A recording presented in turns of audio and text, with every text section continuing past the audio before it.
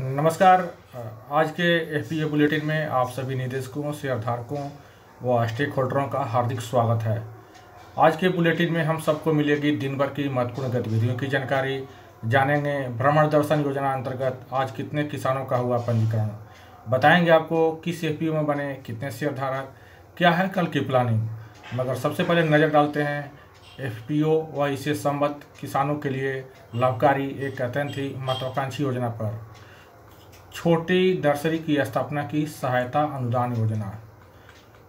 गुणवत्तापूर्ण व विविध प्रकार के पौधों की ससमय उपलब्धता, सार्वजनिक व निजी क्षेत्रों में पौधों की मांग को पूरा करने, पौधारोपण को बढ़ावा देने तथा व्यावसायिक स्तर पर पौधों के उत्पादन व बिक्री उद्यम की स्थापना हेतु छोटी नर्सरी की स्थापना की जाती है। इसमें आम, अमरूद, लीची, आंवला, बेल आदि विभिन्न प्रकार के पौधों के रोपण सामग्री व विभिन्न प्रकार के सब्जियों के बीजों को तैयार करने का कार्य किया जाता है। गुणवत्तापूर्ण पौधारोपण सामग्री के लिए गुणवत्तापूर्ण मात्र वृक्ष लगाने की भी आवश्यकता होती है।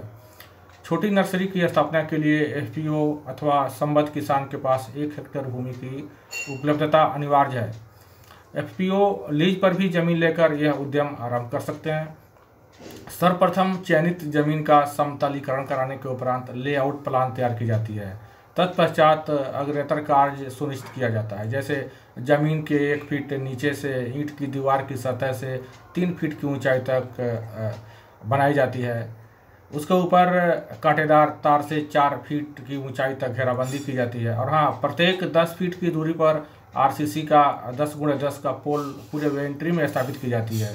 साथ ही लोहे के ग्रिल का गेट भी लगाया जाता है।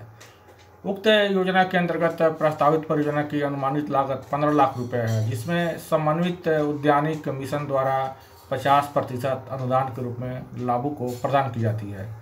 छोटी नर्सरी की स्थापना के लिए आवेदक 1 हेक्टेयर भूमि का अद्यतन रसीद, लेआउट प्लान, बैंक द्वारा ऋण देने की सम्मति पत्र, परियोजना प्रस्ताव, प्रस्तावित नर्सरी के बगल में 12 फीट की चौड़ी सड़क की उपलब्धता का विवरण व पासपोर्ट साइज फोटो आदि के साथ विहित प्रपत्र में जिला स्तरीय सहायक निदेशक उद्यान विभाग में आवेदन कर सकते हैं।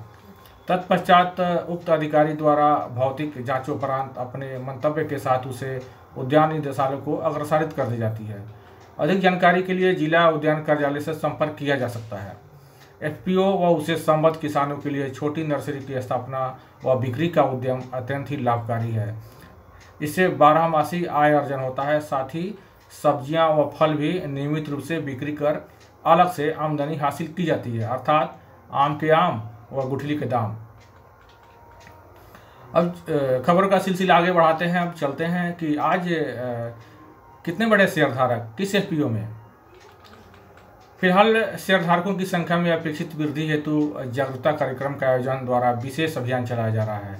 इसी सिलसिले में आज अग्रभूमि एफपीओ में सर्वश्री रमाशंकर यादव, रमाशंकर सिंह, जनार्दन शाह, किशोर यादव, दूधनाथ यादव और रामकली देवी सहित कुल 6 व्यक्ति शेयरधारक बने।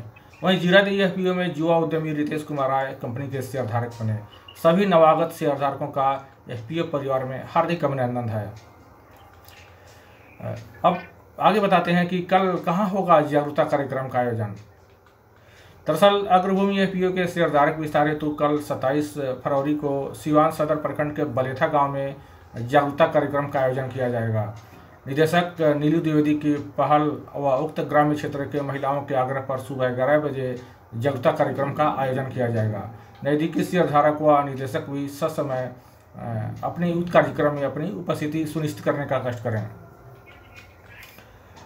अब बात करते हैं कि मुख्यमंत्री भ्रमण दर्शन योजना में कितने किसानों का हुआ आज ऑनलाइन पंजीकरण।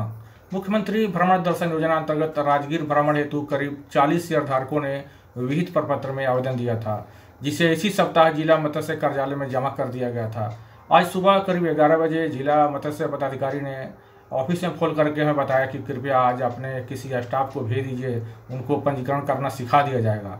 अग्रभूमि एफपीओ के 2 शेयरधारकों मोहम्मद हक व पंकज कुमार के साथ कंप्यूटर एक्सपर्ट रितेश राय उक्त कार्य के निष्पादन हेतु मत्स्य कार्यालय पहुंचे, मगर मत्स्य विभाग के वेबसाइट ओटीपी निर्गत न कर सकने के कारण उन्हें कुछ देर बैठना पड़ा। बावजूद इसके वेबसाइट की त्रुटि लगातार जारी रही। इसी कारण मत्स्य विभाग द्वारा श्री रितेश राय जी को उक्त फाइल दे दिया गया और बताया गया कि आज शाम ठीक हो जाएगा, तो उसे अपने घर से ही कर लीजिए। फिलहाल वेबसाइट पर पंजीकरण हुआ कि नहीं, इसे जानने के लिए अभी बात करते हैं रितेश कुमार के पास। रितेश जी, आप हमारी आवाज़ सुन पा रहे हैं क्या? जी सर, आपकी आवाज़ मैं सुन पा रहा हूँ।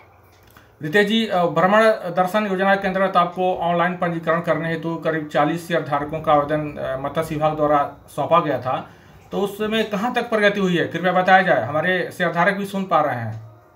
जी, जैसे ही मैं शाम को जब आपके पास से घर पहुंचा अराउंड 5 साढ़े 5 बजे, उसके बाद जब मैं लैपटॉप लेके बैठा तो साइट तो चल रही है, लेकिन उन्होंने जैसे बताया था कि शाम को 5 साढ़े 5 या 6 बजे तक के OTP आना, जो जैसे ही हम लोग फॉर्म फिल कर देते हैं वहाँ पर साइट पे, तो OTP आता है, तो वो OTP ही जनरेट नहीं हो रहा था, यानी OTP ही नहीं आ रहा था। तो अभी भी वो साइट पे OTP काम नहीं कर रहा है, जिसकी वजह से ये अभी तक रुका हुआ है। तो आपके मत्स्य विभाग के प्रशांत जी को कॉल भी किया, लेकिन उस टाइम पे उनसे बात नहीं हो पाई, तो इसीलिए ये काम रुका हुआ है, ये हो नहीं पाया। अच्छा, चलिए, वस्तु स्थिति बताने के लिए धन्यवाद रितेश जी। ऐसे आप नज़र बनाए रखिएगा, जैसे ही वेबसाइट ठीक हो जाए उक्त कार्य को निष्पादित कर देना, ताकि हमारे शेयरधारक जो आवेदन किए हैं वो यथाशीघ्र अपने आगे की प्लानिंग कर सके। धन्यवाद। बिल्कुल, मेरी तरफ से पूरी कोशिश रहेगी। कल सुबह मैं एक बार 8 या 9 बजे से स्टार्ट कर दूंगा। मैं प्रशांत जी से टाई अप करता रहूंगा कि OTP जल्द से जल्द स्टार्ट हो जाए, जिससे हमारे जितने भी शेयरधारक हैं वो मैं जो भी यानी अपने मछली पालन के लिए जो अपना फॉर्म दिया है उनका जल्द से जल्द फॉर्म फिल हो जाए। हाँ, धन्यवाद रितेश जी। जी धन्यवाद। आज का हमारा संदेश है FPO सबका साथ सबका विकास। इसी के साथ आज का FPO बुलेटिन समाप्त हुआ। इजाज़त दीजिए। कल फिर मिलते हैं नवीनतम जानकारी व दैनिक गतिविधियों से आपको रूबरू कराने के लिए। तब तक के लिए नमस्कार।